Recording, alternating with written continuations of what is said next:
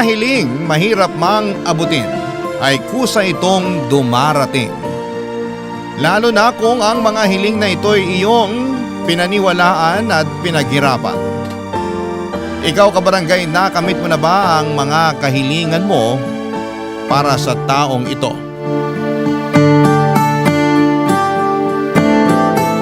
Dear Papa Dudut, maligayang araw po sa inyo at sa lahat ng bumubuo ng inyong programa. Maligayang araw din sa mga katulad ko na araw-araw nakikinig sa Barangay LS 97.1. Bago matapos ang taon ay sumulat ako sa inyo para ikwento ang love story ko na nagsimula noong nakaraang taon. Gagawin ko na rin ito para magsilbing reflection ko para sa taong 2024. Bago ko makalimutan, ako nga po pala si Trixie. 25 years old na ako at isa akong event singer. Never pa ako nagkaroon ng boyfriend. Hindi naman po dahil sa pangit ako. May mangilan-ngilan na ring sumubok na manligaw sa akin pero karamihan sa mga lalaking nagpaparamdam noon ay hindi pasok sa standards ko. Opo, medyo mataas po ang standards ko pagdating sa lalaki dahil alam ko po kung ano ang worth ko. Natuto ako noon dahil na rin sa nanay ko na ilang pagkakataon nang nabaliw sa pag-ibig matapos makailang beses na nagtiwala sa mga lalaking ginamit lang siya at ginawang parang laruan. Lumaki ako na laging binibibisit ang mama ko na gabi-gabi noong umiiyak tuwing iniiwan siya ng mga lalaking minamahal niya hanggang sa dumating sa puntong tumigil na siya sa paghahanap at tinanggap na lamang niya na tatanda siyang single. Kaya naman hindi niyo po ako masisisi kung mapili ako sa lalaki dahil takot akong matulad sa mama ko. Dahil sa takot na maloko ay yun na nga po ang naging epekto. Hirap po akong magkaroon ng karelasyon, Papa Dudut. Sa katunayan ay naunahan pa nga ako ng nakababata kong kapatid na si Sasa. Meron na siyang long-term boyfriend na nakilala pa niya noong nasa college pa lamang sila. Minsan ay napapasana all na lamang ako sa relasyon ng mga kamag-anak at kaibigan ko. Nakakainggit man kung minsan pero hindi ko lang talaga magawang pumasok sa isang relasyon sa takot na makaranas din ako ng heartbreak katulad ng sa mama ko, Papa Dudut.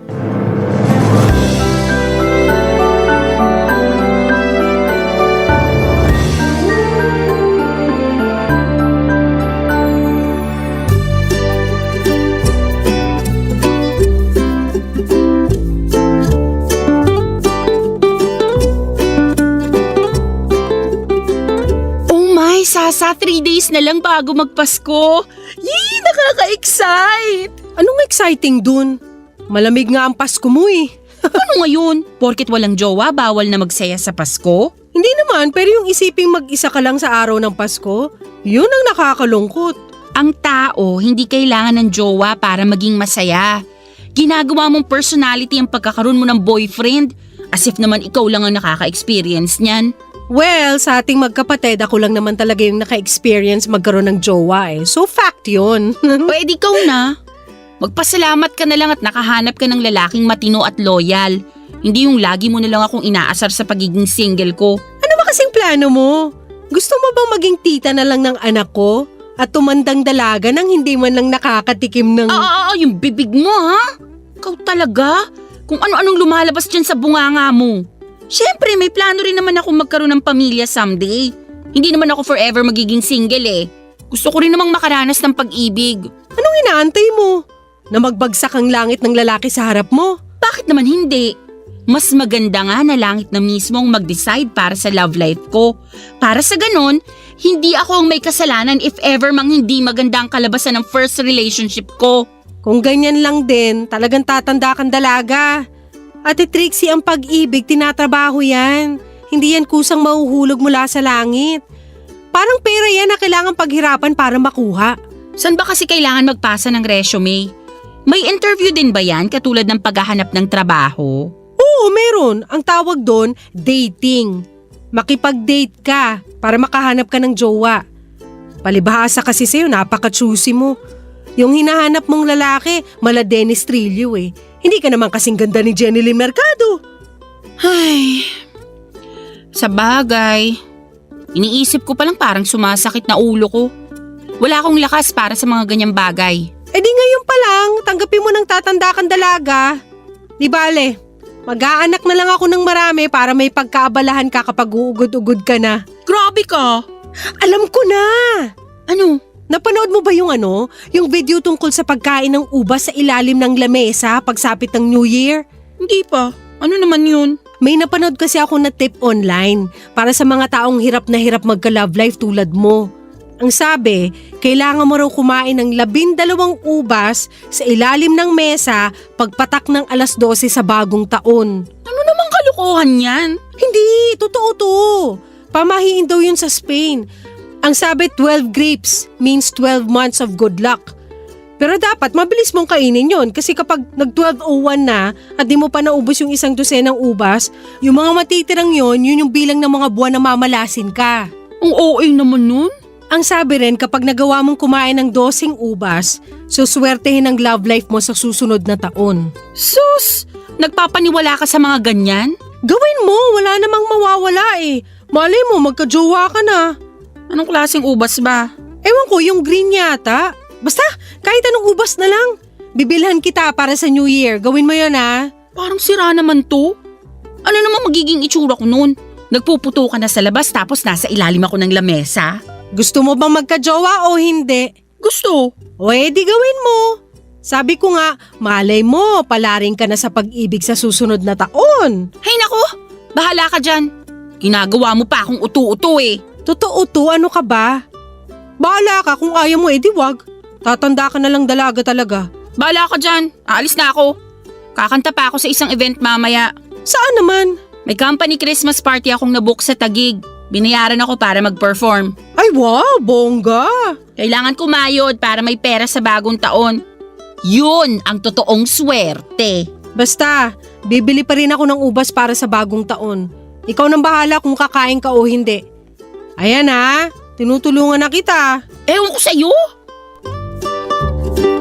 Minsan nakakasawa ring makarinig ng mga tanong kung kumusta na ba ang love life ko o kung may boyfriend na ba ako.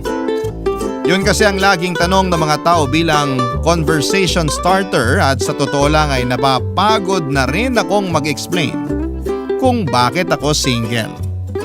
Para kasing laging naipapamukha sa akin ang pagiging mapanglaw ng puso ko. Kaya naman bago natapos ang taong 2023 ay ipinangako ko sa sarili ko na bibigyan ko naman ang sarili ko ng boyfriend. Ano man ang mangyari pagpasok ng 2024. Kung kinakailangang babaan ko ang standards ko ay gagawin ko yon. Para naman maranasan ko na rin ang tinatawag nilang pag-ibig.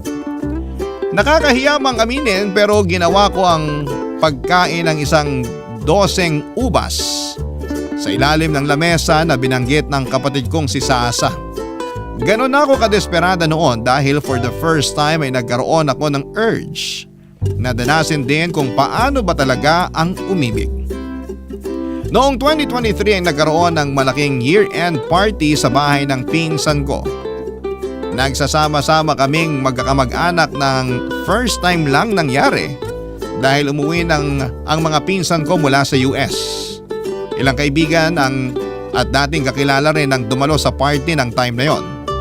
Pagsapit naman ng 12:00 habang nasa labas ang lahat at masayang nanonood ng fireworks display, sa kalangitan ay palihim akong nagpunta sa kusina dala ang 12 ubas para gawin ang sinasabi ni Sasa na pampaswerte sa love life. Sa isang long table kung saan nakadisplay ang mga pagkain ay gumapang ako sa ilalim ng lamesa. At doon ay nagmadaling kinain ng 12 ubas, Papa Dudut.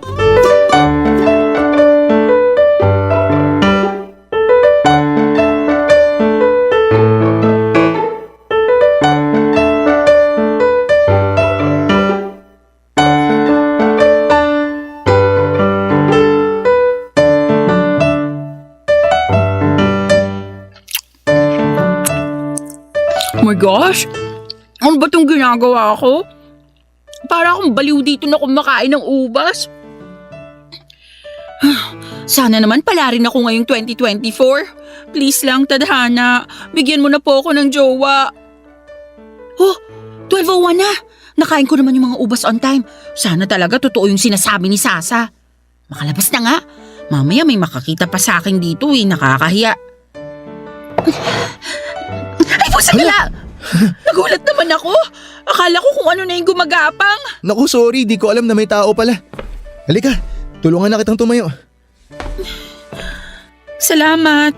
Di ko talaga alam na may tao pala rito. Akala ko nasa labas na lahat eh. Teka, tama ba yung nakita ko? Galing ka sa ilalim ng lamesa? Oo. Kasi may hinahanap lang ako kaya napadpad ako sa ilalim. May chinek lang ako. Ikaw, anong ginagawa mo? Bakit ka gumagapang dito sa kusina ng pinsan ko? May hinahanap lang din ako. Mahina na yung mga mata ko eh, kaya kinailangan kong gumapang. Gumagapang habang may hawak na mangkok? Mangkok na may ano ba yan? Mga tangkay ba yan ng ubas?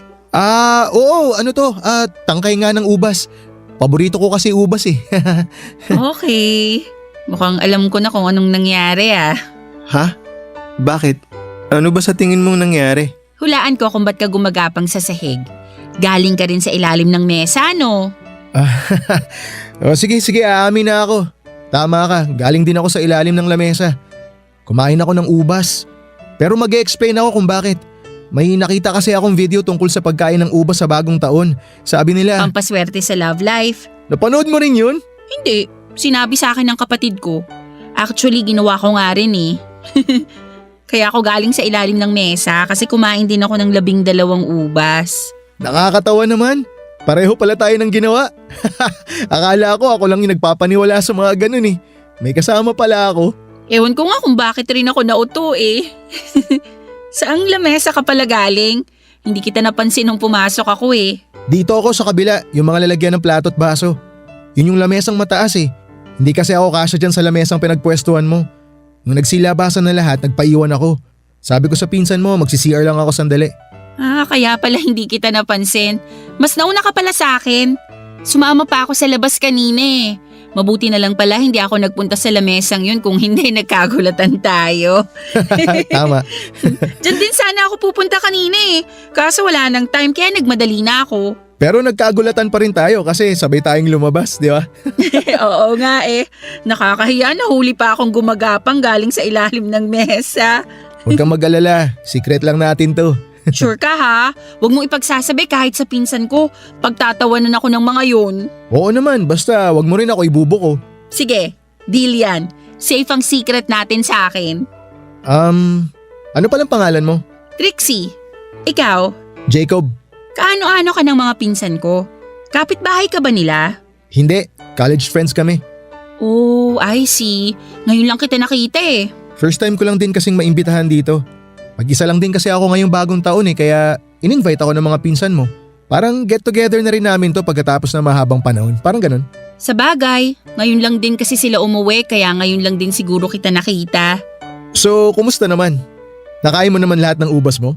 Oo, muntik na nga ako mabilaukan eh. Ako nga, muntik na hindi umabot sa oras eh. Ang lalaki din kasi nung nakuha kong ubas. Ay, sinabi mo pa. Ay, sana worth it nga talaga tong kalokohang pinagagagawa natin. Sana nga. Sana talaga magkatotoo yung hiniling mo ngayong gabi. Ikaw rin. Tara na sa labas. Baka hinahanap na tayo ron. May sisindihan pa yata silang fountain eh. Mauna ka na, susunod na lang ako. Okay, sige. Kita na lang tayo sa labas ha.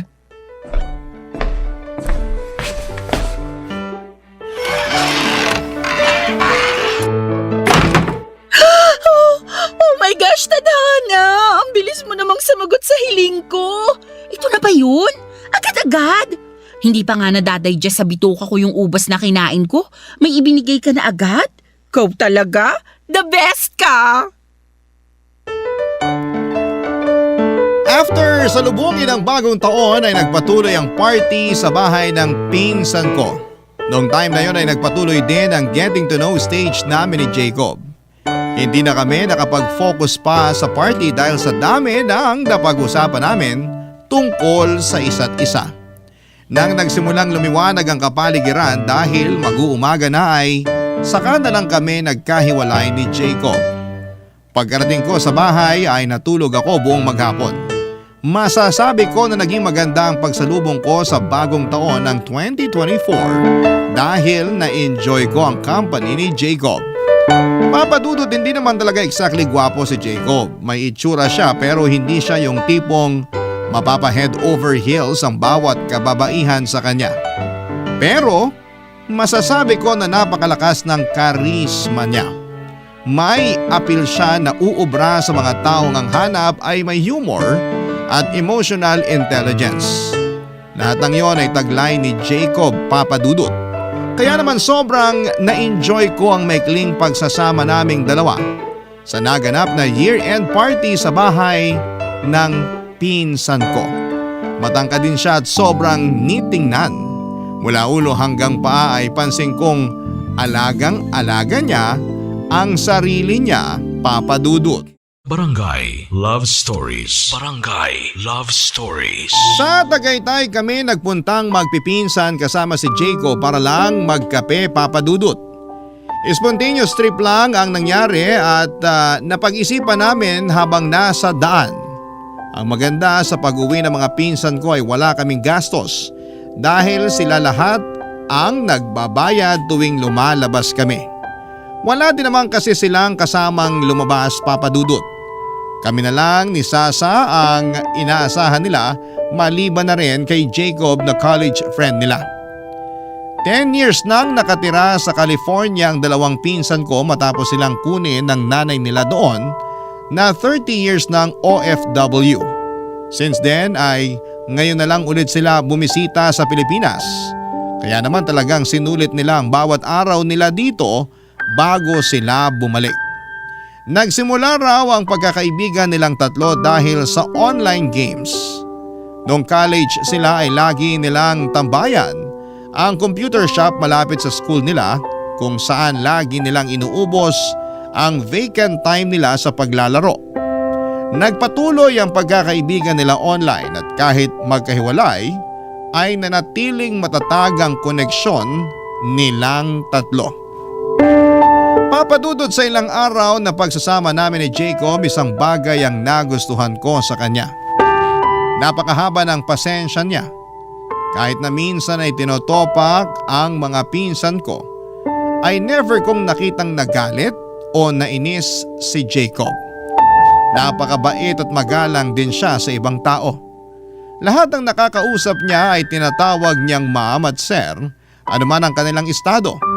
Unang buwan pa lamang nga ng taong yon, pero nagsimula nang tumibok ang puso ko para sa kanya, Papadudot.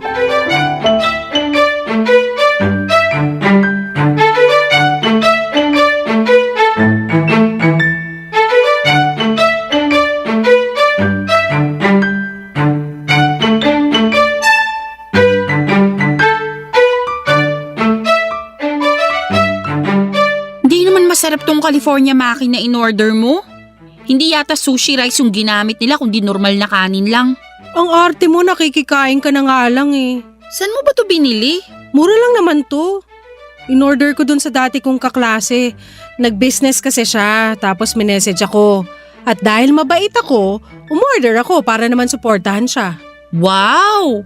New Year's resolution mo ba yan? Mabait ka na ngayon? Sa'yo lang naman ako hindi mabait, no?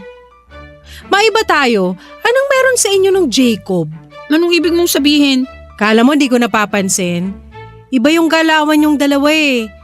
May something na ba sa inyo? Wala ano? Asus! Nag-deny pa. Kulang na lang idikit mo sarili mo dun sa lalaki na magkakasama tayo sa Tagaytay. Mukhang tinutuong mo talaga yung promise mo sa akin na magjojowa ka na this year ah. Kakapalit pa lang ng taon, naglalandi ka na agad. Magkaibigan lang kami ni Jacob. Masaya siya kasama. Ano bang masama dun? Wala naman. Pero kung may nararamdaman ka sa kanya, hindi uubray ang pagdi-deny mo. Paano ka makakahanap ng boyfriend kung ayaw mong umamin sa feelings mo? Halata naman na may gusto ka ron eh. O sige, oo na. Type ko siya. O ayan, inamin ko na. Happy ka na? Ganyan. Kung maglalandi ka talaga, panindigan mo. Sa akin ka pa magsisinungaling obvious naman sa pagmumukha mong bet mo yung guy. So ano naman nagustuhan mo sa kanya? Cute siya. Weh, Para sa akin, cute siya. Kaya itigil mo yung pagiging judgmental mo. wala naman ako sinabi ha. Itsura mo pa lang kahit hindi mo sabihin, alam ko na kung anong iniisip mo. Hindi man siya cute para sa'yo, pero para sa akin, oo. Malakas ang appeal niya at nakakadagdag sa karisma niya yung pagiging mabait niya. So mahilig ka sa good boy. Wala yan sa hilig. Basta ang sa akin lang, pasok siya sa standards ko. Sa bagay, cute naman kayo. Bagay kayong dalawa. Tingin mo? Oo! Kailangan mo ng lalaking mahaba ang pasensya. Kasi napaka-moody mong tao. Tuwing kabilugan ng buwan, nag-iiba yung ugali mo kaya dapat lang na ang jowain mo ay yung malawak kang pangunawa. Ano namang masasabi mo sa kanya? Nakasama mo na siya kaya for sure, may impression ka na kay Jacob. Well, to be honest, okay naman siya. Hindi siya mukhang bobo. Madiskarte siya at saka marunong makisama. At tama yung sinabi mo, mabait siya. Kung ikaw ba, magiging type mo rin siya? First of all, magkaiba tayo ng taste kaya hindi ko siya mabebetan. Pero kung type mo siya, sino naman ako para mag-judge, diba? Pangalawa, hindi ako mahilig sa mga lalaki masyadong mabait. Mabait na ako eh. So gusto ko yung medyo demonyo. At last but not the least, may boyfriend na ako kaya hindi na ako pwede magkagusto sa ibang tao. Sa tingin ko, bet din naman niya ako eh. Sinabi ba niya yan o nag-a-assume ka lang? Remember, never assume unless stated. Baka mamaya delusional ka lang pala. Hindi niya sinasabi pero mukhang may gusto rin naman siya sa akin. Sa bagay, first time mo pa lang naman kasi magmahal kaya naiintindihan kita. Pero payong kapatid, huwag mong paaasahin ang sarili mo sa isang bagay na hindi pa naman totoo. Huwag ka nagpapapaniwala sa pakiramdam mo lang. Dapat malaman mo sa kanya mismo ang totoo. Hindi yung hindi ka sure sa feelings niya tapos minahal mo na siya. Maniwala ka sa akin, ikaw lang din ang masasaktan sa huli. E paano ko malalaman kung gusto niya ako? Tatanungin ko? Huwag na huwag mong gagawin yan. Huwag kang magmukhang desperada sa harap niya kasi baka ma-turn off siya. Ayaw ng mga lalaki sa babaeng naghahabol. Remember, hindi ka aso para maghabol ng tao. E anong gagawin ko? Huwag ka kasing magmadali. Magpakipot ka rin ng konti. Huwag mo masyadong ipahalata na bet mo siya. Chill ka lang. Sabi nga nila, it's not the destination that counts, but the journey. Kaya enjoyin mo lang yung chemistry nyo for the meantime. Aamin din yan sa nararamdaman niya pagtagal. Basta wag mo siyang pilitin kasi kapag pinilit mo, babahag ang buntot nun. Ayaw ng mga lalaki sa commitment unless sila na mismo yung nag-decide. So, kapag decided na si Jacob, dun ka lang maniwala na bet ka niya. Matapos bumalik sa US ng mga pinsan ko ay nanatili ang closeness namin ni Jacob Papadudut. Nagpatuloy ang paglabas-labas naming dalawa. Katulad ng sinabi sa akin ni Sasa ay hindi ko masyadong pinaasa ang sarili ko. Kahit na may nararamdaman na ako para kay Jacob noong time na yon, ay sinolo ko na lamang muna ito hanggat hindi niya sinasabi sa akin na nagugustuhan din niya ako. Itinuring ko na lamang muna ang relasyon naming dalawa bilang magkaibigan. Sa mga sumunod na araw ay mas lumalim pa ang pagkakaibigan namin ni Jacob. By that time ay sobrang open na namin sa isa't isa. Wala nang hiyaan sa pagitan naming dalawa at tapos na kami sa stage kung saan ay patuloy ang pagpapa-impress na ginagawa namin. Nagsimula na naming makita ang mga bagay na hindi kaaya-aya sa bawat isa at sa kabila ng mga yon ay nanatili pa rin ang samahan naming dalawa, Papadudut. Hanggang sa pagdating ng February, nagsimula nang magparamdam sa akin si Jacob. Eksaktong February 14 noong inaya ko ni Jacob na kumain sa labas. Nag-date kami sa isang restaurant at doon mismo ay inamin niya sa akin ang totoong nararamdaman niya. Unang pagkikita pa lang daw namin ay nagkaroon na siya ng crush sa akin. Sa katunayan nga ay siya ang may ideya na ayain ako ng mga pinsan ko noon na mamasyal para magkaroon daw kami ng time na kilalanin pa ang isa't isa. Para bang ang mga pinsan ko na rin ang nagsilbing wingman niya noon, Papa Dudut. Then after some time ay na-realize daw niya na nahuhulog na ang loob niya para sa akin. After ng confession niya, inamin ko na rin kay Jacob na matagal ko na rin siyang gusto. Doon na siya nagsimulang manligaw sa akin, Papa Dudut. Kalagitnaan ng March noong opisyal ko siyang sinagot, Papa Dudut.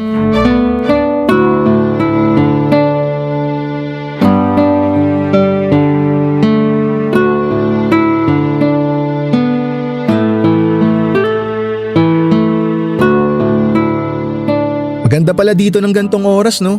Wala na masyadong tao. Tahimik na yung paligid kaya masarap maglakad-lakad. Kaya nga paborito ko yung ganitong oras eh. 11 p.m. onwards, tahimik na ang mundo. Sobrang peaceful, maliban na lang sa mga taong kumakayod pa rin sa gabi. Ako kasi morning person ako kaya hindi rin ako masyado nagpupuyat. Ngayon lang. Sorry ha, mukhang kasalanan ko pa yata kung bakit magkaka-eyebags ka na.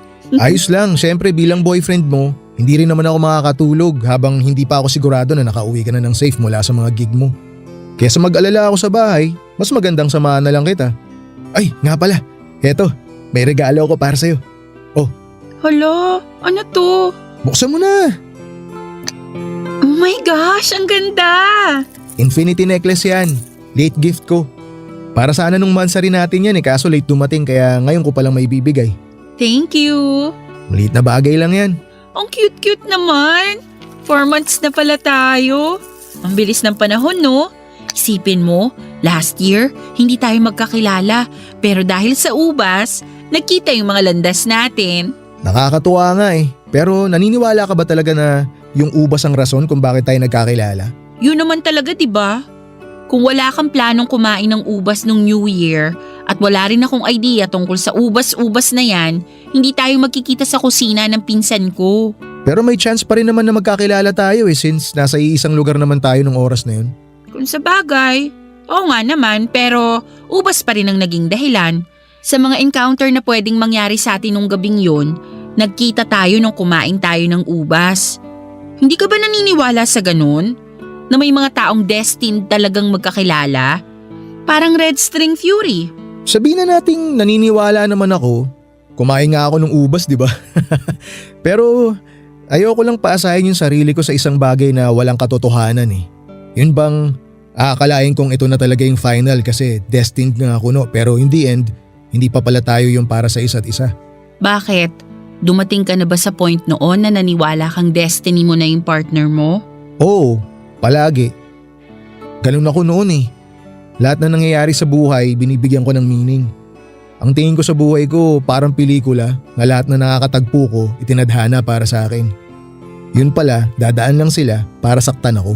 Yun ang nakakatakot sa pag-ibig, no? Kailangan mo talagang sumugal. Puso yung nakataya. Kaya kapag natalo ka, masakit talaga. Hindi ko alam kung gaano kasakit yung sakit kasi hindi ko pa naman naranasang ma-broken heart. Pero iniisip ko pa lang, parang maski ako, hindi ko rin talaga kakayanin. Ang kabutihan naman sa mga experience kong ganun, mas natuto ako, mas lumawak pa yung pangunawa ko. So ngayon, hindi ka na umaasa? Hindi ka na naniniwala na para tayo sa isa't isa? Siyempre umaasa. Hiling ko nga na ikaw na talaga May reservations man pero araw-araw ko ipinapanalangin na ikaw na yung huli kasi ikaw na talaga yung itinuturing kong huli ko Ay, sana nga. Yan din ang dalangin ko, lalo na't sobrang pressure sa part ko kasi napakahaba pala ng pinagsamahan nyo nung ex mo. Paano mo nalaman? Wala naman akong nakwento sa'yo tungkol sa ex ko Nabanggit nung pinsan ko, 7 years daw tumagal yung relationship nyo. Tama, 7 years nga. Pwede bang tanungin kung anong nangyari? Bakit kayo naghiwalay? Ayoko na sana pag-usapan yun. Tapos na yun tsaka hindi ko ugali magkwento ng past relationships ko lalo na sa'yo na girlfriend ko. Okay lang naman kung ayaw mong sabihin. Mas maganda na rin yung wala akong alam. Ignorance is bliss, ika nga nila. Kung wala kang alam, wala kang aalalahanin. Tama. Huwag na nating alamin yung tapos na. Tsaka wala ka naman dapat ipag-alala Okay naman yung naging hiwalayan namin ng ex ko. Walang masamang tinapay sa pagitan naming dalawa. That's good. At least wala kang evil eye na matatanggap kasi walang taong galit sa'yo. Ang hilig mo talaga sa mga pamahiin, no? Well, wala namang mawawala kapag naniwala ka. Huwag mo lang gawing personality para hindi ka masabihang baliw. Baka naman pati horoscope natin na-check mo na kung compatible tayong dalawa. Ay actually, matagal ko nang nagawa yan. Talaga? So ano sabi? Compatible ba tayo? Virgo at Taurus? Compatible naman kasi pareho tayong earth sign. Nice! E di kung ganun, wala nang problema. Aligned naman pala, pati stars natin eh. Pareho nga lang tayong hard-headed kasi ang earth sign minsan matitigas ang ulo. Iyon lang.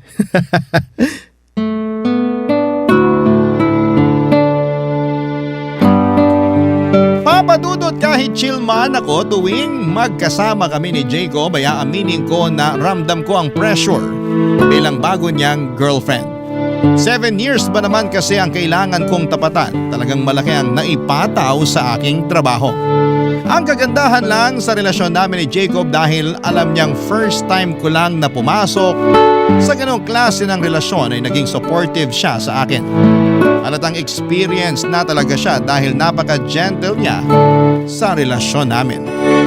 Minsan nga ay napipredict pa niya kung magkakaroon kami ng kaunting pagtatalo. Bago pa man mangyari yon ay inuunahan na niya ito para hindi na mag-escalate pa sa away. For the next months ay naging maayos ang pagsasama namin. Ignorante man ako pagdating sa pag-ibig ay mabilis naman akong natuto. Marunong kasi akong mag-reciprocate ng feelings. Kung ano ang natatanggap ko ay ibinabalik ko rin kaya naging healthy ang relasyon namin ni Jacob. Hindi ko alam kung dahil sineswerte ba talaga o destined ba kami.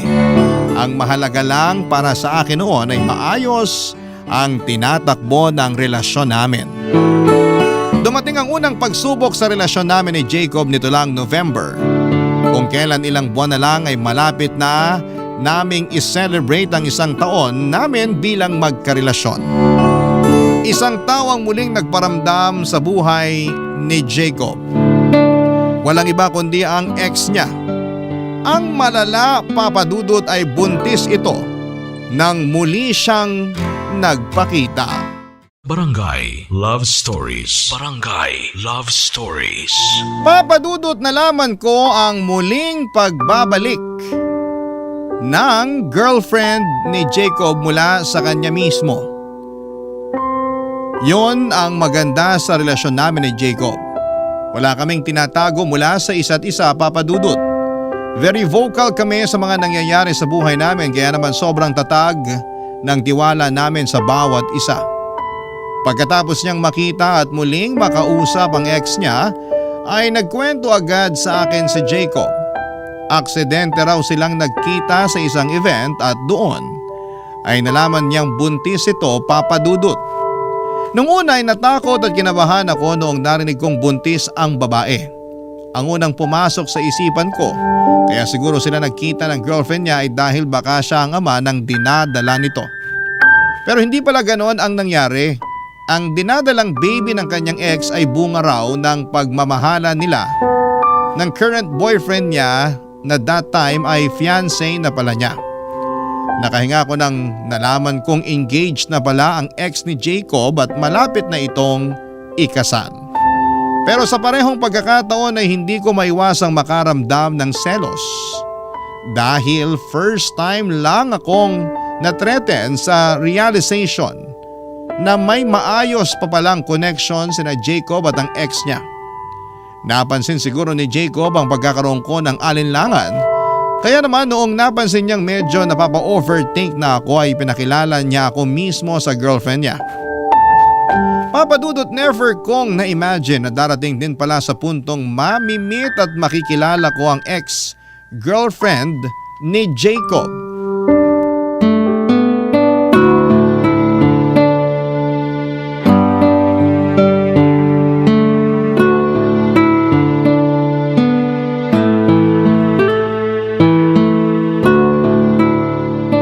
So, kumusta naman yung eyeball nyo ng ex ng jowa mo?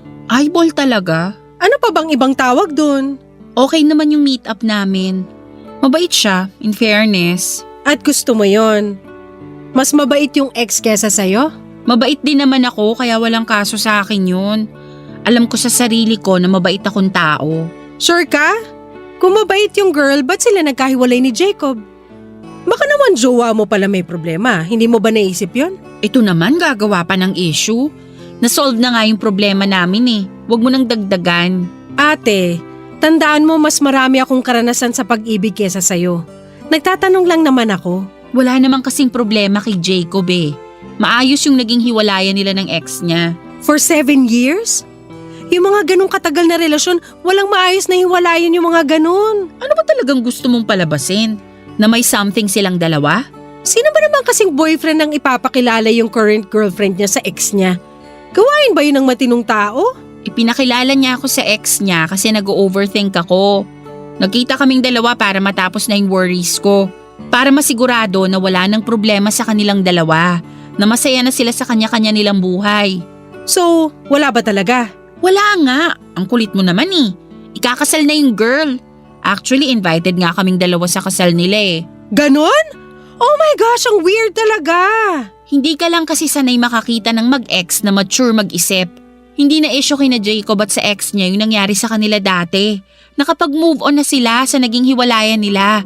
Kaya hindi na problema kung magkaayaan pa sila sa kasal. Ganun sila ka-okay at ganun na sila kasaya sa sarili-sarili nilang relasyon at buhay. Okay, sabi mo eh. Kung totoo man yan, edi good. So pupunta kayo sa kasal? Oo naman. Nakakahiya naman kung hindi kami pumunta. Pinadalhan kami ng invitation eh. Tinanong mo ba si Jacob kung gusto niyang pumunta? Sa akin niya binigay yung desisyon. Kung gusto ko raw pumunta, pupunta kami. Kung ayoko, di rin siya pupunta. Nag-decide ako na pumunta na lang. Kasi bakit naman hindi? At talagang gusto mo makipaglaro sa apoy, no? Paano kung bigla mag-runaway bride itong ex at tumakbo paalis ng altar kasama si Jacob? Ikaw kung ano-ano talagang pumapasok sa isip mo. Hindi to telenovela ha. Nasa totoong buhay tayo. Ay hindi! Ang mga telenovela inspired yan sa totoong buhay. Ewan ko sa'yo. Sinisira mo peace of mind ko eh. Ano ba talagang gusto mong mangyari? Pagdudahan ko si Jacob? Binibigyan lang kita ng senaryo na pwedeng mangyari. Hindi mangyayari yon. Malaki ang tiwala ko kay Jacob. At isa pa, mukha namang mahal na mahal nung ex niya yung mapapangasawa niya eh. Nung nag-usap kami, wala siyang ibang binabanggit kundi kung gaano siya kasaya sa current love life niya. Bakit nga ba kasi naghiwalay si Jacob at yung ex niya? Mahaba-haba na rin yung 7 years ha? Sayang yun. Ano ba nangyari? May third party bang involved? Walang third party. Ang kwento nila sa akin na wala na lang daw basta yung spark. Para bang naubos na lang yung pagmamahal nila sa isa't isa. Hindi na nag-work yung relationship nila. Hindi na sila nag-grow as a person. Sa huli, nag-decide sila na maging friends na lang. Pinalaya nila yung isa't isa para subukang magmahal ulit. Nakakilala si ex ng bagong lalaki, tapos nakilala naman ako ni Jacob. Tapos sasabihin mo, hindi mala telenovela yung kwento mo? Ang dami ko nang napanood na ganyang pangyayari. Ang exage mo rin naman kasing mag-isip. OA na OA eh. Whatever, kung saan kayo masaya doon na rin ako. Kung wala rin namang palang problema, edi mabuti. Basta siguraduhin mo lang na goods na yung ex niya. Sigurado kang hindi mo na yun pagseselosan. Hindi na, kasi mature na rin ako mag-isip. Kaya nga kami a-attend ng kasal eh, para ipakitang okay na okay ang lahat. Eh di wow. Papadudot walang rason para paghinalaan ko si Jacob dahil sa 8 buwang pagsasama namin, wala siyang ibang ginawa kundi ang buuin ang tiwala ko sa kanya. Doon ko nga na-realize kung gaano kahalaga ang tiwala sa pagitan ng 2 taong nagmamahalan. Kung hindi ito matibay, mahihirapang magtagal ang isang relasyon. Kaya dapat bago pasukin ang mundo ng pag-ibig ay wala kang daladalang emotional baggages na maaaring sumira sa pagtitiwala mo sa partner mo. Sa kabila ng mga sinabi sa akin ni Sasa, mas nagtiwala ako sa boyfriend ko at sa pagmamahal na ipinapakita at pinaparamdam niya sa akin. 2 choice lang naman kasi yan. Yan ay ang maniwala ka sa partner mo o pagdudahan mo lahat ng ginagawa niya. Mas pinili ko ang una at buong puso ko siyang pinagkatiwalaan, Papa Dudut. Ang kapalit noon ay never sinira ni Jacob ang tiwalang ibinigay ko sa kanya. Very transparent kasi si Jacob kaya lahat ng nangyayari sa buhay nito ay updated ako, kaya naman wala nang lugar sa puso't isipan ko ang pag-overthink. Gabi bago ikasal ang ex ni Jacob ay naghahanda na ako noon para sa gagamitin kong damit kinabukasan. Nang bigla akong pinuntahan ni Jacob sa bahay para sabihin ang balitang mas mabuting wag na kaming magtungo sa kasal ng ex niya. Tinawagan na raw niya ito at nagpaalam na hindi na kami makakadalo. Nagulat ako sa naging desisyon niyang yon, pero noong tanungin ko siya kung bakit niya yon nagawa ay mas humanga ako sa kanya, Papa Dudut.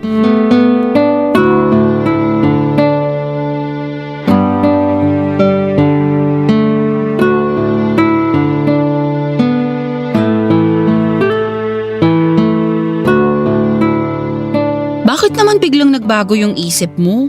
Last minute ka namang nag-decide na di na tayo attend ng kasal ng ex mo.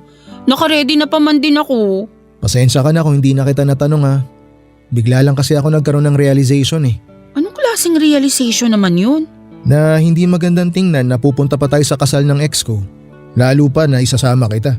Ano namang hindi maganda doon? Tapos na kasi kami. Kumbaga, wala na dapat kaming koneksyon ng ex ko.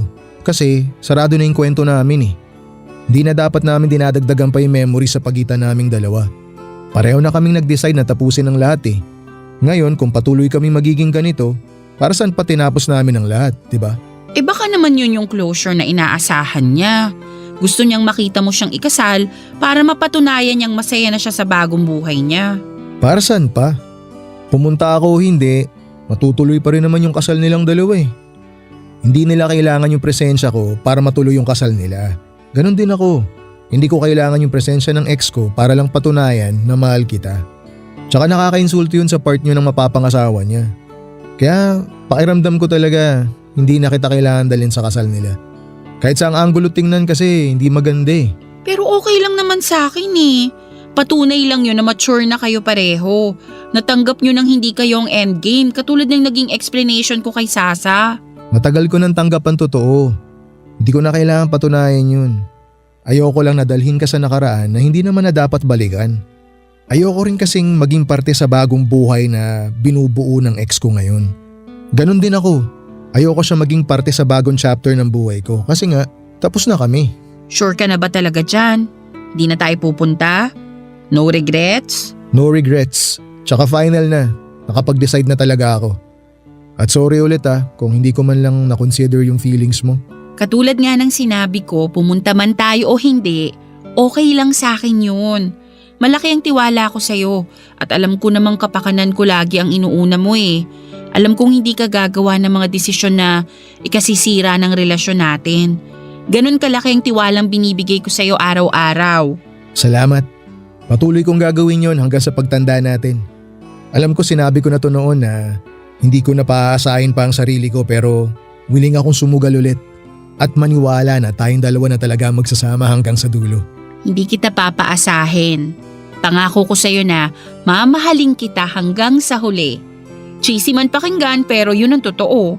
Yun ang gagawin ko hanggat patuloy na tumitibok ang puso ko.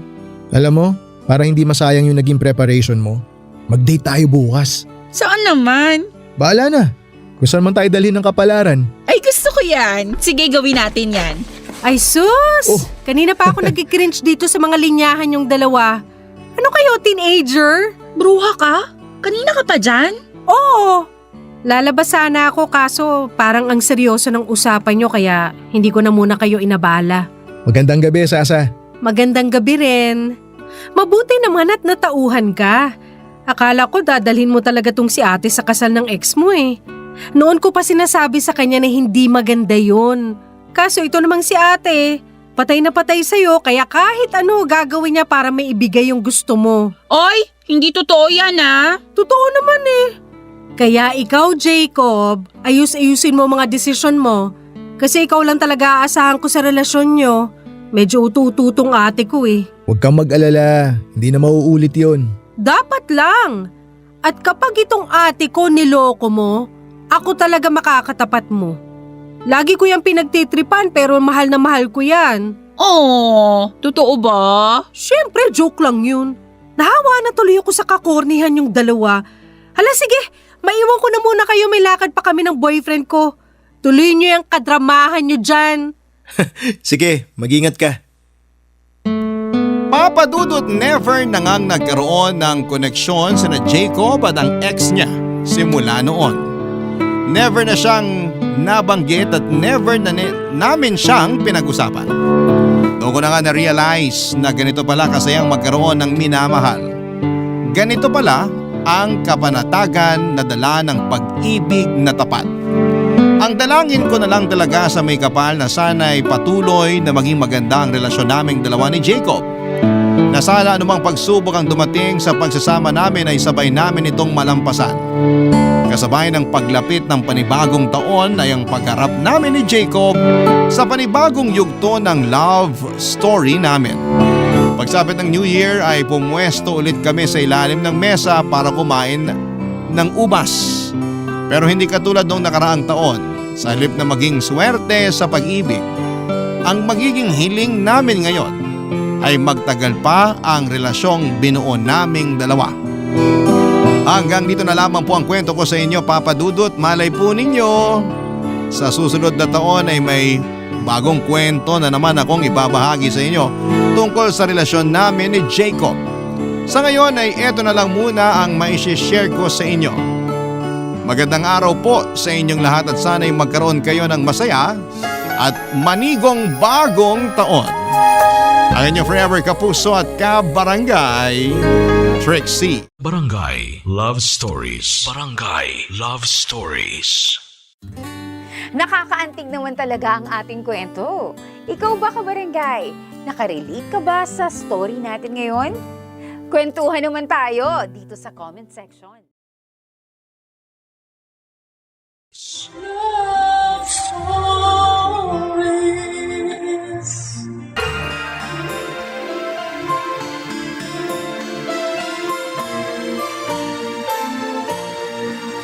Sa pananampalataya, ang imposible ay nagiging posible. Ang kailangan lang natin ay magtiwala sa may kapal na siyang may hawak ng ating buhay.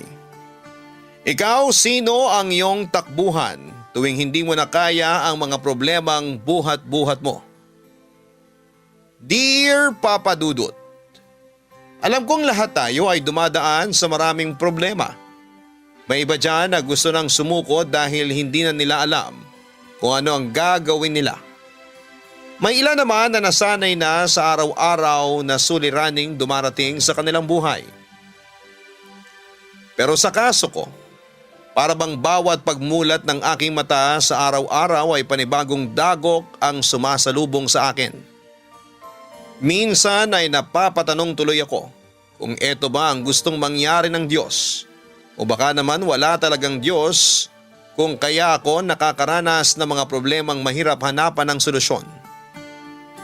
Papa Dudut, ako po si Junie, 23 years old at sa edad kong ito. Pakiramdam ko ay tatalunin ko pa ang mga matatanda sa dami ng mga pagsubok na pinagdaanan ko. Lumaki po akong lumpo. 5 months old pa lamang po ako noong literal na nahulog ako mula sa mga kamay ng tatay ko dahil sa kalasingan. Dahil sa pagkahulog ay hindi na po ako nakapaglakad at lumaki akong nakaupo sa isang wheelchair na gawa sa trolley. Bago pa man ako natutong magsalita ay naghiwalay ang ama't ina ko dahil sa away sa pera.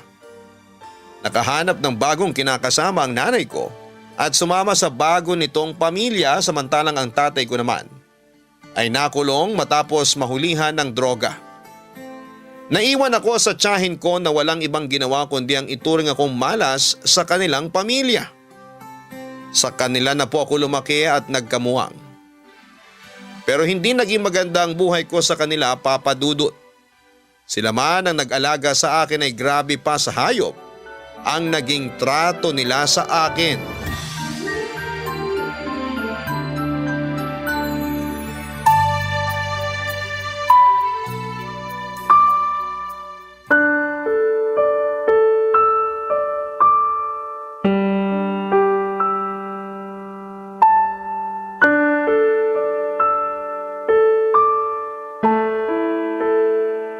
Junie!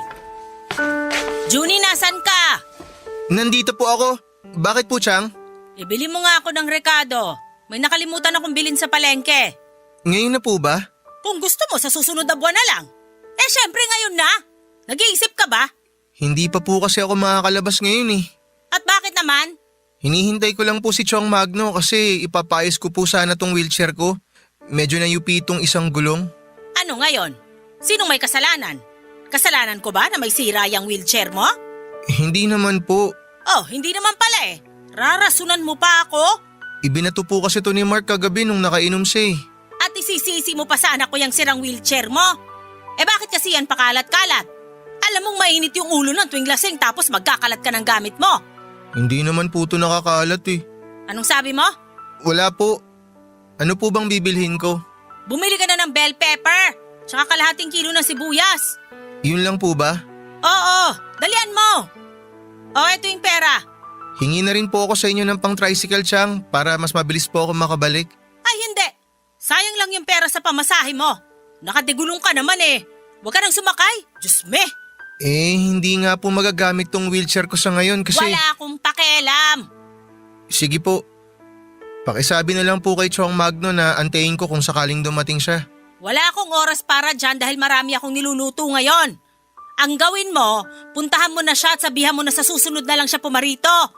Uutusan mo pa ako maghintay? Kailangan ko na po kasi talagang ipaayos to eh para makatulong po ako sa inyo. Baka kasi sabihin nyo na naman na wala akong ginagawa dito sa bahay. Wala ka naman talagang ginagawa. Kung gusto mong ipaayos yung wheelchair mo, dapat kanina ka pa nagpunta doon, kina Magno. Hindi yung iniintay mo pa siyang pumunta rito. Palibasa, piling mo importante ka. Lumpo ka na nga, nagpapa-VIP ka pa dyan. Paano na lang kung hindi ka marunong dumiskarte sa buhay? Sige po. Dadaan na lang po ako kina Chong Magno. Unahin mo yung pinapabili ko, mas kailangan ko yon. Sige po, Chang. Yung sukli baka kung saan-saan na naman mapunta yan. Wag po kayong mag-alala. Ibabalik ko po sa inyo yung sukli ng buo, Chang. Kung gusto nyo, magpaparesibo rin po ako para makasiguro kayo. Ang daming satsat. Sabing kailangan ko na yung pinabibili ko eh. Malis ka na! Opo, alis na. Nagawa pang makipagkwentuhan sa akin, nakakairita. Oh, ano ba ginagawa mo dyan? Eto po, papunta na po. Kung bakit kasi ang bigat-bigat na nga ng problema ko sa buhay. Dinagdagan pa ako ng isa pang pabigat?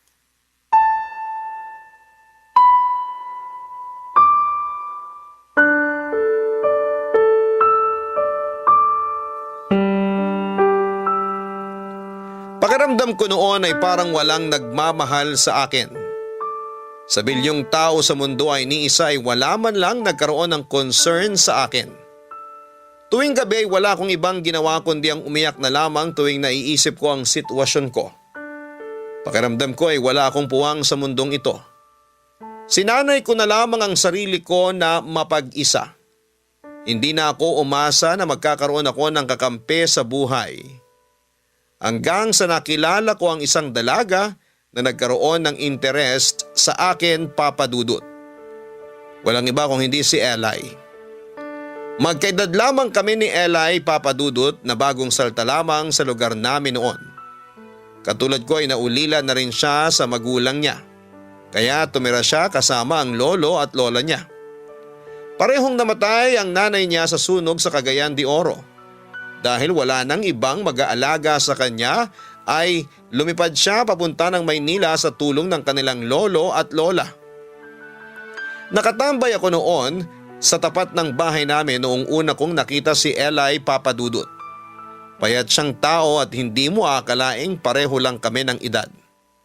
Nagtanong siya sa akin kung saan makakabili ng pandesal. At dahil tulog pa naman ang mga kasama ko sa bahay noon, ay sinamahan ko siya sa pinakamalapit na bakery.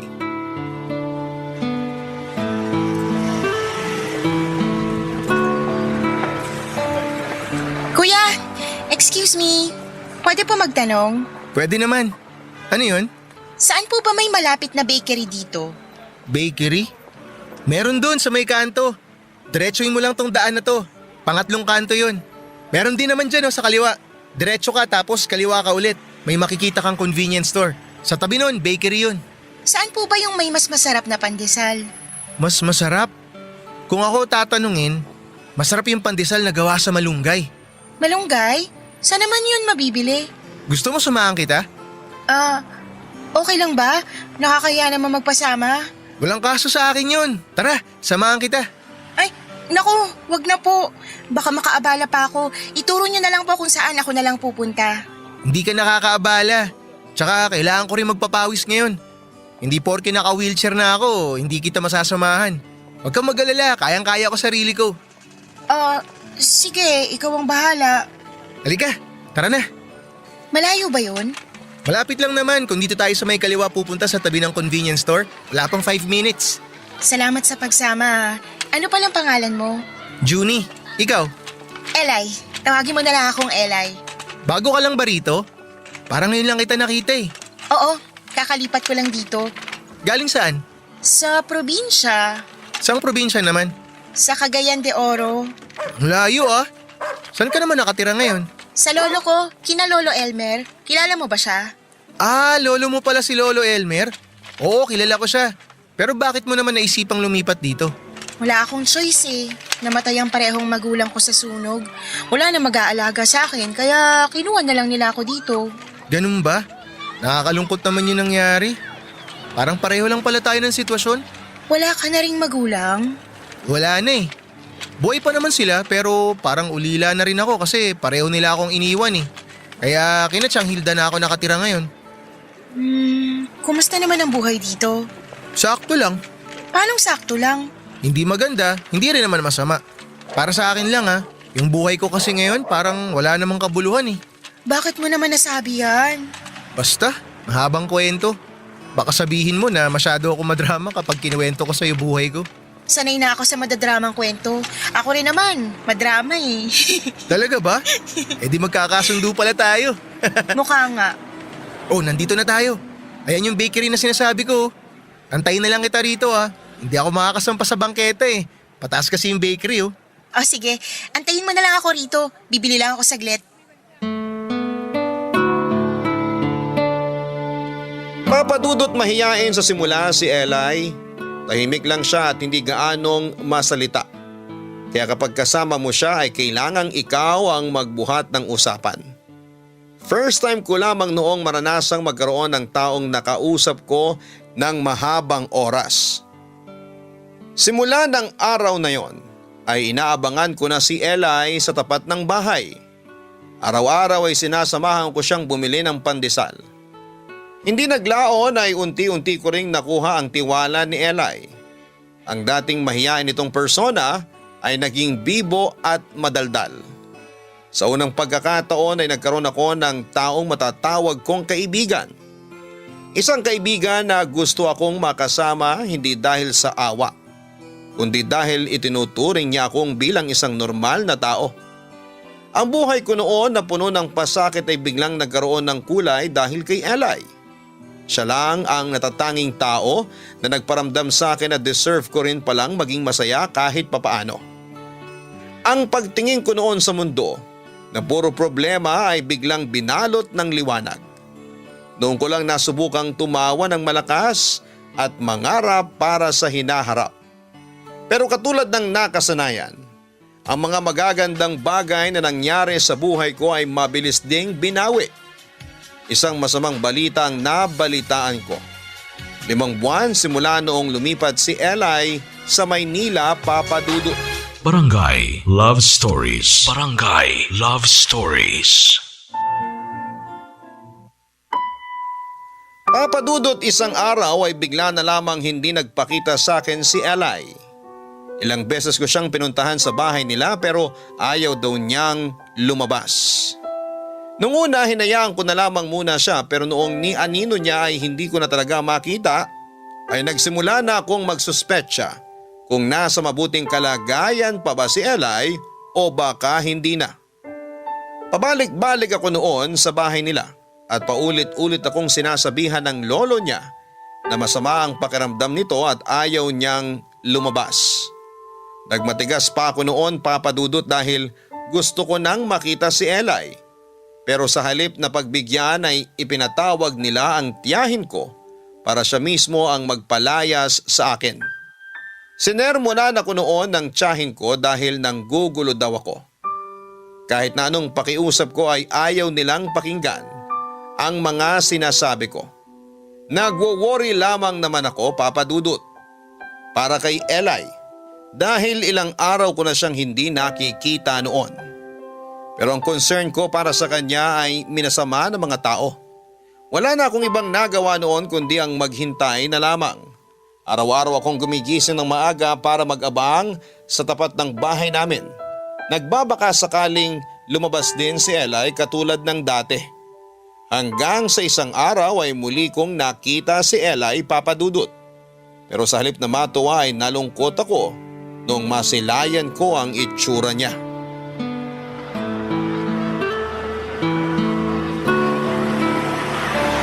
Eli? Eli, ikaw nga! Teka, anong nangyari sa'yo? Pwede ba tayo mag-usap nang walang nakakakita sa atin?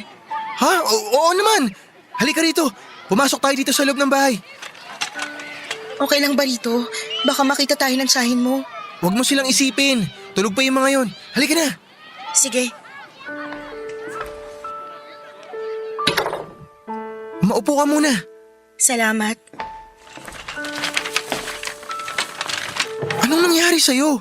Bakit ganyan ang itsura mo? Bakit ang dami mong sugat? Teka, pasabay ang nasa mukha mo? Patingin nga. Oo. Junie, tulungan mo ako. Bakit? Ano bang nangyari? May nanakit ba sa'yo? Yung lolo ko kasi, Anong meron sa lolo mo? pinagsamantalaan niya ako. Ano? Sino na naman tala sa'yo? Yung lolo mo mismo? Oo, si Lolo Elmer. Pinagsamantalaan niya ako, Junie. Totoo ba yung sinasabi mo? Pero, ang bait-bait niyang tao ah. Hindi naman yata niya yun magagawa sa'yo. Eh, apo ka niya eh. Marami kayong hindi alam tungkol sa pagkatao ng taong yun. Masama siya, Junie. Maniwala ka sa akin. Pero paano? Sabihin mo sa akin lahat. Paano kanya pinagsamantalahan? Kinukulong niya ako sa kwarto tapos pinapasok niya ako kapag tulog ng lahat ng kamag-anak namin. Hindi ka ba nagsumbong? Yung lola mo, alam ba niya yung ginawa ng lolo mo? Humingi ako ng tulong sa kanya pero nagbubulag-bulagan lang siya sa mga ginagawa ni Lolo sa akin. Ginagawa? Ibig sabihin paulit-ulit na? Nako, hindi maganda to. Kailangan natin siyang isumbong sa mga pulis. Paano kung hindi rin nila ako paniwalaan? Katulad ng lola ko. Elay, hindi pa ba sapat yung itsura mo ngayon para maniwala sila? Kailangan natin tong ipaalam. Binubugbog ka rin ba niya? Kapag nanlalaban ako, binubugbog niya ako. Walang hiya. Akala mo kung sinong mabait tuwing nasa labas pero nasa loob din pala ang kulo. Junie, natatakot ako. Huwag kang mag-alala. Tutulungan kita. Ngayon, alam ko na kung bakit ayaw niya akong makita ka. Baboy siya.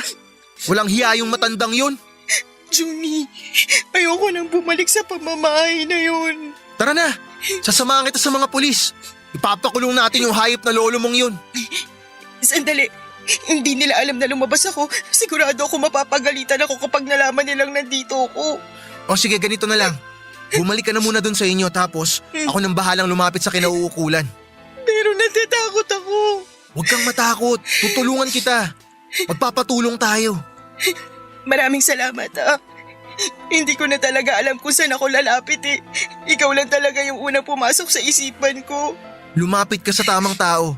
Hindi kita pababayaan, Elay. Sige na, alis na ako. Aantayin na lang kita. Oo, sige. Makakaasa ka.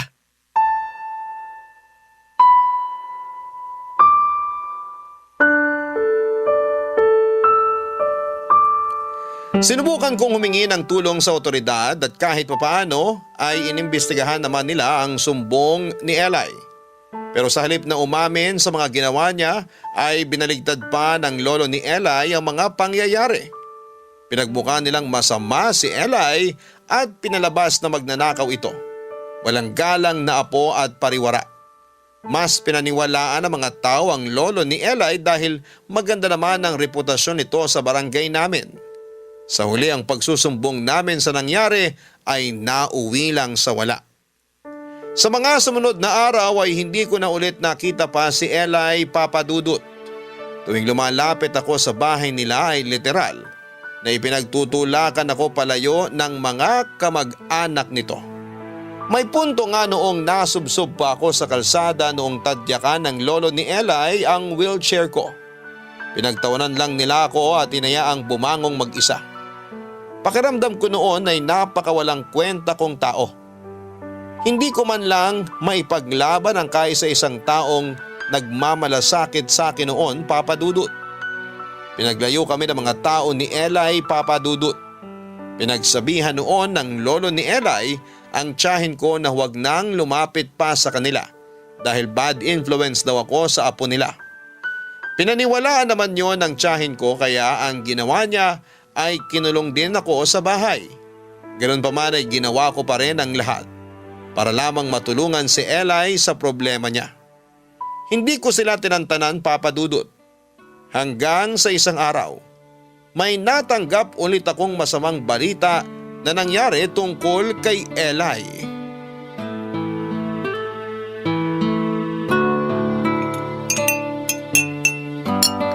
Tiyang Hilda, naipaghain ko na po kayo.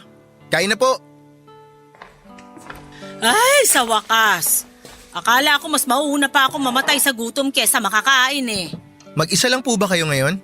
Oo, may kanya-kanyang lakad yung mga pinsan mo. Kumuha ka na rin ng pinggan dyan para masabayan mo akong kumain. Sige po, salamat.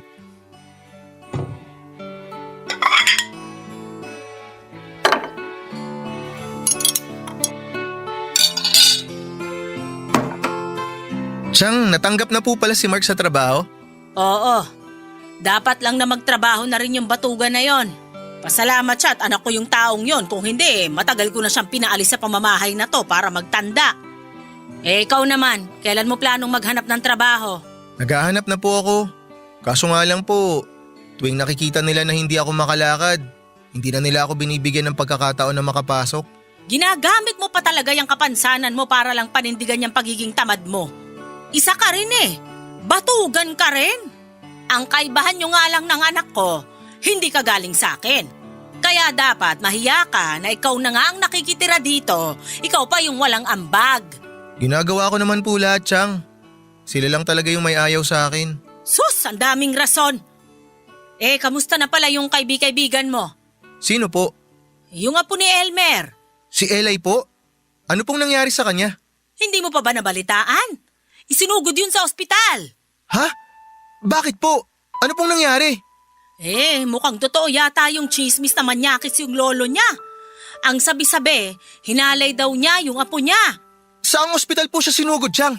Bakit? Pupuntahan mo? Huwag ka nang makialam sa problema ng pamilya nila. Idadamay mo pa kami eh. Kaibigan ko po si Eli. Kailangan niya ako ngayon. Kapag ba pinuntahan mo siya, gagaling ba siya? Hindi naman ah. Sa halip na lumandi ka dyan sa babaeng hindi naman papatol sa'yo, mas atupagin mo ang paghanap ng trabaho. Pasensya na po kayo. Hindi ko kayo masasabayang kumain ngayon. Maiwan ko na po muna kayo, Tiyang. Teka. Saan ka pupunta? Sandali lang po ako. Gusto ko lang po siyang makita. Pupuntahan ko lang po muna sandali si Eli. At sino magliligpit nitong hapag? Ako na naman? Ako na nga nagluto? Ako pa rin ang magliligpit? Tiyang, babalikan ko na lang po lahat mamaya nung maiiwan ko. Gusto ko lang po munang malaman kung kumusta na ang lagay ng kaibigan ko. Subukan mong lumabas. Sisiguraduhin kong hindi ka na makakabalik pa sa pamamahay na to. Gawin niyo na po gusto niyong gawin, Tiyang. Mas mahalaga po sa akin na malaman na maayos ang kalagayan ni Eli ngayon. Maiwan ko na po kayo. Aba, bastos na bata ka? Sige, malis ka. Dali mo na rin lahat ng gamit mo at huwag ka nang babalik sa pamamahay ko.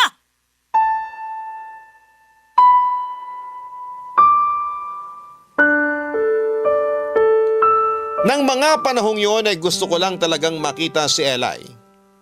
Kaya kahit pinalayas ako sa bahay noon ay wala akong pakialam, Papa Dudut. Nagkalat nga noon ang mga gamit ko sa kalsada pero hinayaan ko lamang yon. Agad ako nagpunta sa ospital para kumustahin ang lagay ni Eli. Mabuti na lamang at walang bantay si Eli noong nagpunta ako sa ospital. Pinapasok ako ng nurse noong nalaman nilang kaibigan niya ako. Papa Dudut, halos nanlumo ako sa kinakaupuan ko nang masilayan ko ang lagay ni Eli. Basag ang mukha nito at puro galos ang katawan niya.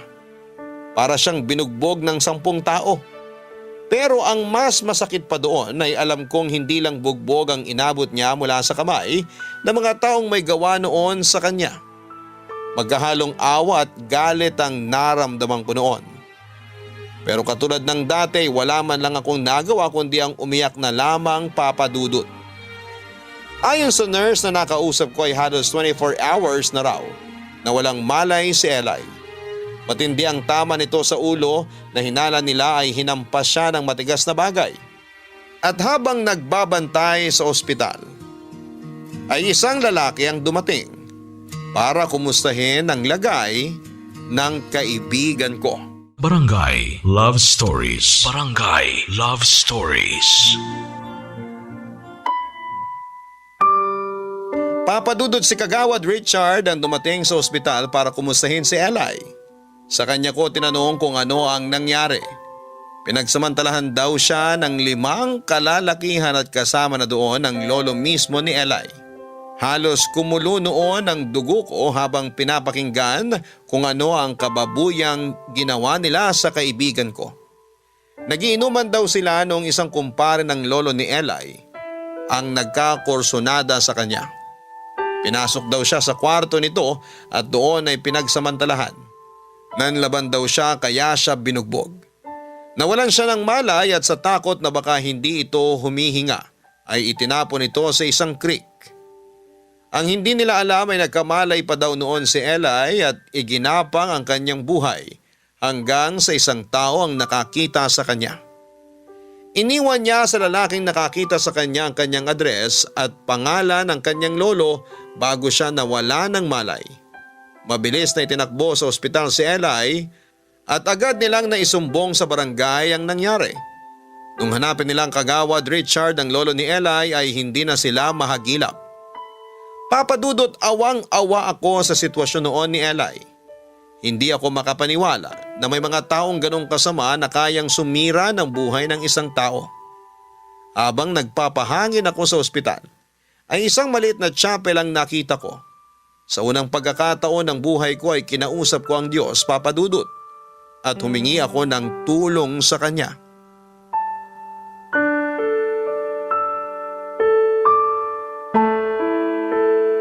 Panginoon, kung nandyan ka man, kung totoo ka, maipapakiusap lang sana ako. Aaminin kong hindi ako naniniwala sa'yo. Ngayon lang kita kinausap. Ngayon lang ako naglaan ng oras para kausapin ka. Ngayon lang din kita lalapitan. Wala na akong ibang malalapitan eh. Ikaw na lang yun nandyan. Kung sakaling nandyan ka man. Kaya sana, kung kaya mong tulungan si Eli sa pinagdadaanan niya, sana tulungan mo naman siya. Napakabait niyang tao. Napakalaki ng tiwala niya sa inyo. Sana patunayan niyo sa kanya na nandyan kayo, na nagbabantay sa amin. Hindi ko alam kung paano ba humingi sa inyo ng tulong. Kung may kailangan ba akong gawin o kung ano man. Pero sana, kahit hindi ako relihiyosong tao, sana pakinggan ninyo ang pakiusap ko. Junie. Kagawad, kayo pala. Ay, sorry. Naabala ba kita? Hindi naman po. Napadaan lang po ako dito sa chapel kaya naisip ko na wala naman po sigurong masama kung manalangin ako para kay Eli. Mabuti yan. Sa mga ganitong kagipitan, wala tayong ibang matatakbuhan kundi ang Diyos. Magtiwala ka lang. May awa ang Diyos. Totoo ba talaga? Ha? Ano ulit sabi mo? Sorry, di ko narinig. Na may awa ang Diyos? Totoo ba yun? Oo naman. Hindi niya tayo pababayaan. Bakit? Hindi ka ba naniniwala sa kapangyarihan ng Panginoon? Naniniwala lang ako sa mga desisyon ng tao. Yung kapalaran natin, yung mga nangyayari sa atin, kagagawa natin lahat yun o ng mga tao sa paligid, hindi ng Diyos. Diyan ka nagkakamali. Mahirap mag-explain sa taong ayaw maniwala. Pero alam mo, Junie, Ang pananampalataya sa Diyos, hindi yan pinipilit. Kaya kung ngayon hindi ka pa handang tanggapin ng Diyos dyan sa puso mo, hindi kita pipilitin. Gusto ko lang malaman mo na naniniwala ka man sa Kanya o hindi, anak pa rin ang turing sa'yo ng Panginoong Diyos. Kung ganun, bakit naging ganito ang buhay ko?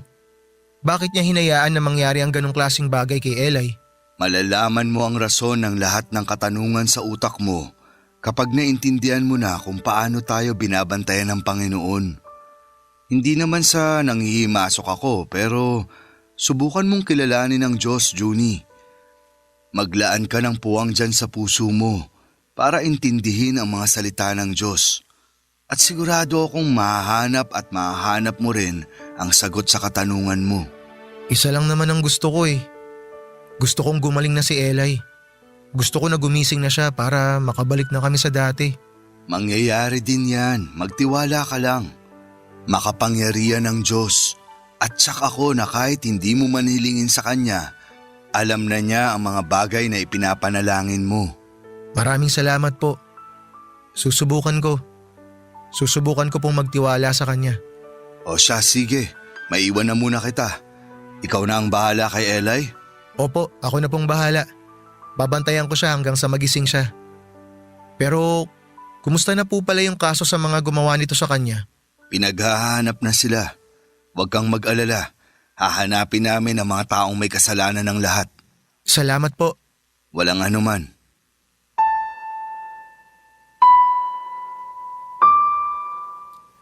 Papadudot, sobrang hirap para sa akin ang maniwala na may Diyos na nagbabantay sa atin. Kailanman kasi hindi na ituro sa akin ang tungkol sa Kanya. Ni isang beses ay hindi ako humingi ng tulong sa Diyos dahil simulat sa pool ay hindi ko naman siya nararamdaman sa buhay ko. Pero aaminin ko na noong unang subok kong kausapin siya ng taos sa puso ay nakaramdam ako ng kaunting kaginhawahan. Hindi ko man siya nakikita ay nararamdaman ko na para bang may karamay ako. May kasangga sa problemang pinagdadaanan ko. Nang mga oras na yon ay napatotoo ko ang mga sinabi sa akin ni Eli. Nasa puso at isipan natin ang paniniwala natin sa may kapal.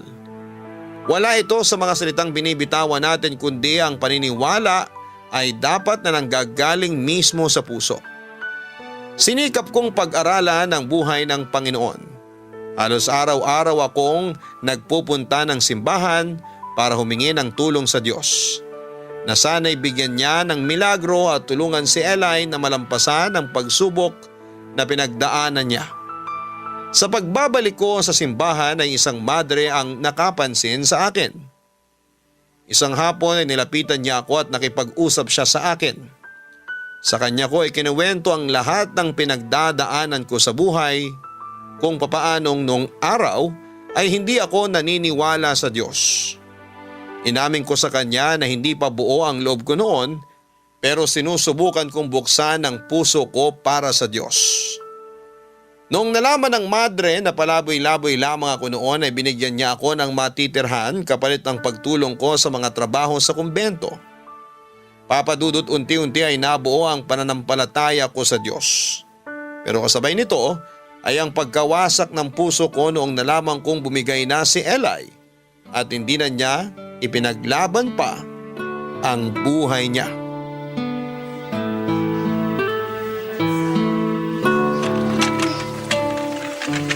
Oh, kagawad!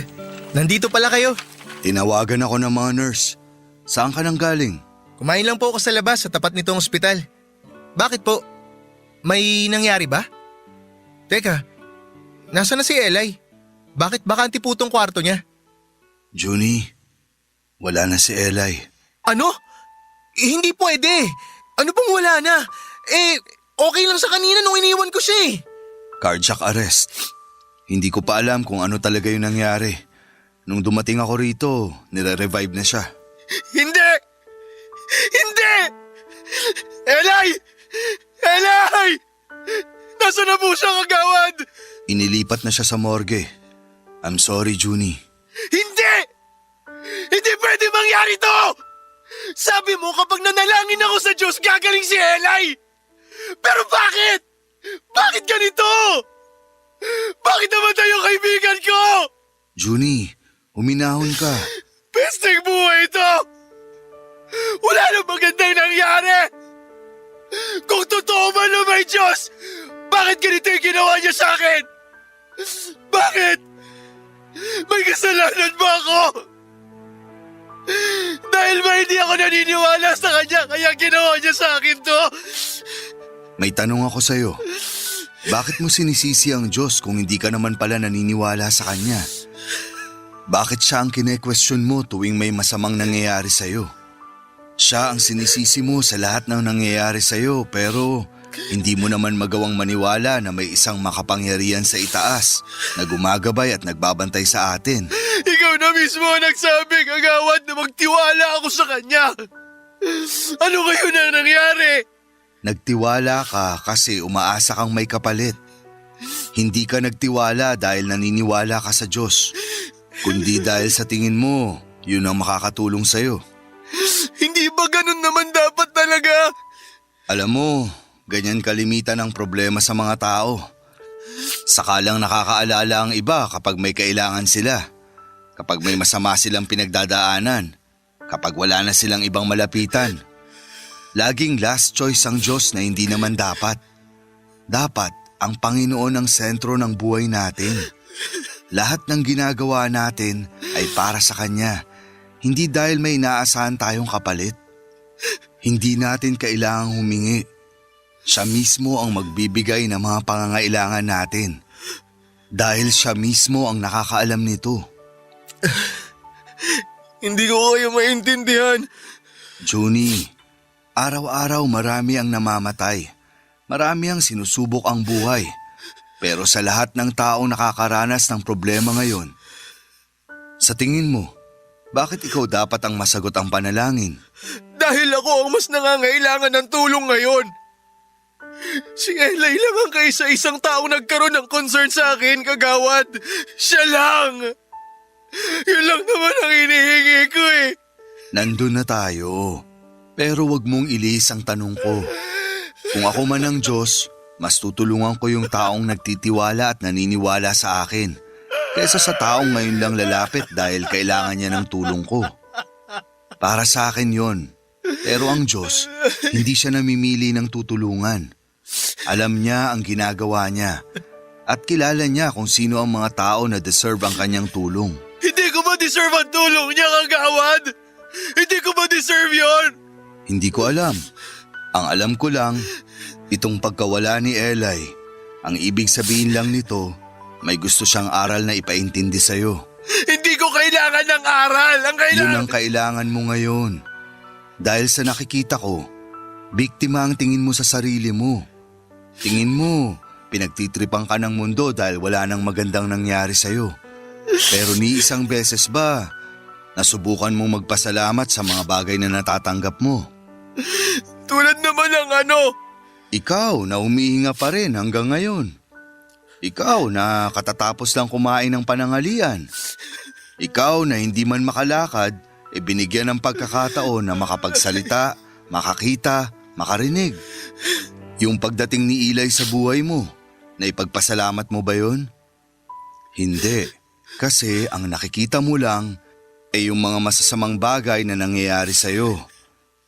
Junie, maniwala ka sa akin.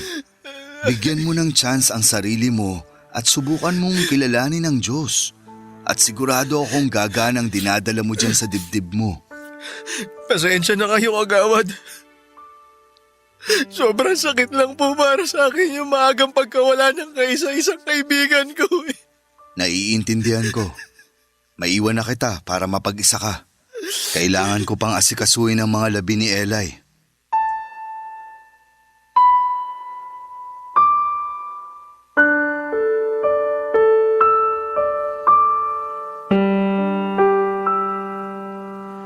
Papadudot, napakalungkot ng parte ng buhay kong yon. Pero katulad ng mga sinabi ni Kagawad Richard ay sinubukan kong buksan ang puso ko at nagpatuloy akong kilalanin ng Panginoon. Sa pagkakataong ito ay taos-puso kong ginawa yon. Hindi dahil sa may gusto akong kapalit kundi gusto ko lamang maliwanagan ang isipan ko. Sobrang nalungkot ako sa pagkawala ni Eli, Papa Dudut. Siya lang ang tanging taong nagpakita sa akin kung paano ang mahalin bilang isang tao. Maaga man siyang nawala sa akin ay malaki ang naging pasasalamat ko sa Diyos dahil pinagtagpo niya kaming dalawa. Si Eli ang dahilan kung bakit ako napalapit sa Diyos. At wala po akong pinagsisisihan sa mga nangyari. Dahil din po kay Eli kaya ako naging malapit kay Kagawad Richard. Dahil sa awa ay tinulungan niya akong tumayo sa sarili kong paa. Binigyan niya ako ng trabaho para matustusan ang pangangailangan ko sa araw-araw. Ilang buwan ang nakalipas ay nahuli rin sa wakas ang 3 sa 5 taong lumapastangan kay Eli. Patuloy pa rin pinaghahanap ang 2 pang sospek hanggang sa ngayon. Paminsan-minsan ay nadadaan-daanan ako ng tiyahin ko sa amin dahil sa iisang lugar rin naman kami nakatira. Kung noon ay grabe ang galit ko sa kanila, ngayon ay napatawad ko na sila, Papa Dudut. Tuwing nakikita kami ay lagi ko siyang binabate kahit na hindi niya ako pinapansin. Papa Dudut, sa pagiging malapit ko sa Diyos ay naging malawak ang pangunawa ko. Ang lahat ng nangyayari sa paligid at sa buhay ko ay alam kong may rason. At maganda man ito o mabuti ay ipinagpapasalamat ko ito lahat sa Panginoon. Dahil sa huli ang lahat ng mga dumadaan sa buhay ko ay isang aral ang iniiwan ng bawat isa. Dito na po nagtatapos ang aking kwento. Pagpalain po nawa kayo ng Diyos. Maraming salamat po. Ang inyong forever kapuso at kabarangay, Junie.